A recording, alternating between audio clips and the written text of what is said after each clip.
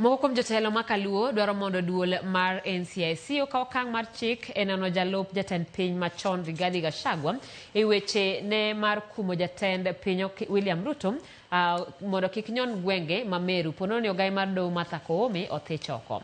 Jotelo go wacho ni chike ma pacho ka oyiene ng'ata mar wuotho e pacho ka maonge rageng' moro amora, ka gimedo ni weche ma kamago gin mago makelo sigu e kind oganda. Can't threaten our old president.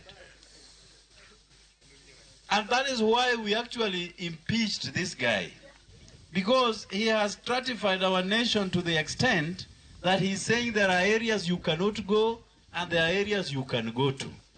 All of us belong to this country. We can go anywhere, anytime, any day. I can even build my home in Wamunyoro and nothing will stop me. So you can't threaten people.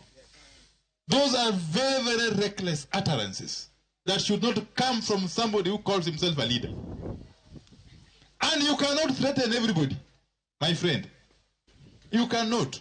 Even in this place of ours, Turuaka, even when we have been on the trenches fighting against past administrations, there's no single day that we told any sitting president not to step their foot here.